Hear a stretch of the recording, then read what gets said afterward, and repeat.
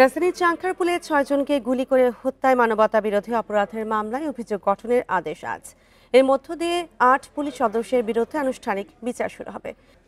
আর এ নিয়ে আরো জানাতে ট্রাইব্যুনাল থেকে যোগ দিচ্ছেন সহকর্মী বুদ্ধদেব কুণ্ডু। বুদ্ধদেব, অভিযোগ গঠনের শুনানির সবশেষ কি খবর আছে আপনার কাছে?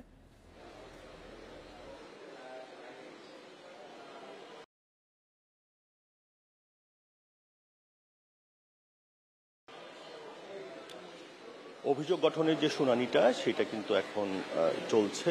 আমরা হয়তো কিছুক্ষণের মধ্যেই জানতে পারবো যে অভিযোগটি গঠন হয়েছে কিনা। আপনি জানেন যে এই আনান সহ ৬ জনকে হত্যা মামলার ৪ জন গ্রেপ্তারকৃত, একজন ইন্সপেক্টর এবং ৩ জন কনস্টেবলকে সকালে কিন্তু ট্রাইব্যুনালে আনা হয়েছে। এবং এটাও জানেন যে এই অভিযোগটা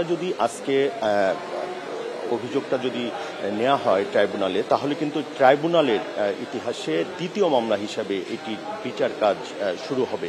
আপনি জানেন যে এর আগে ২০ এপ্রিল ট্রাইব্যুনালের একটি তদন্ত টিম এই মামলার বিষয়ে ট্রাইব্যুনালে তাদের নথিপত্র জমা দেয় এবং ২৫শে মে এটার কিন্তু গৃহীত হয় এবং ২৯শে জুন এই প্রসিকিউশন মামলার সকল প্রমাণ তথ্যাদি ট্রাইব্যুনালে জমা দেয় এবং বিচার কার্য পরিচালনার একটি আবেদন করে।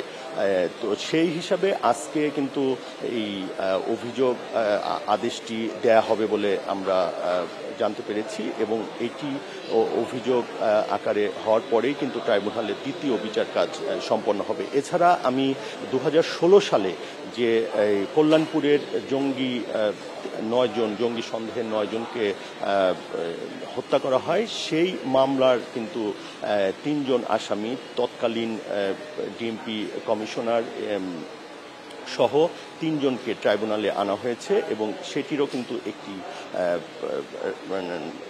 তথ্য আমরা পাবো। এছাড়া আপনি জানেন যে সাভারে জুলাই আগস্টে যে আন্দোলন, সেখানে ইয়ামিন হত্যা মামলারও ৩ জনকে ট্রাইব্যুনালে হাজির করা হয়েছে সকালে। আমরা এখন অপেক্ষা করছি আসলে এই আনাজ সহ যে ৬ হত্যা মামলার চাংখারপুলে যেটা সংগঠিত হয়েছিল সেটার বিষয়ে আসলে আজকে আদেশ হবে বলেই আমরা আশা করছি আর কি। পরবর্তীতে আমরা জানাতে পারবো এর পরবর্তী কার্যক্রম সম্পর্কে। রাজধানীর চাংখারপুলে মানবতা বিরোধী অপরাধের মামলায় অভিযোগ গঠনের শুনানি আজ, সে বিষয়ে জানাচ্ছিলেন সহকর্মী বুদ্ধদেব কুণ্ডু।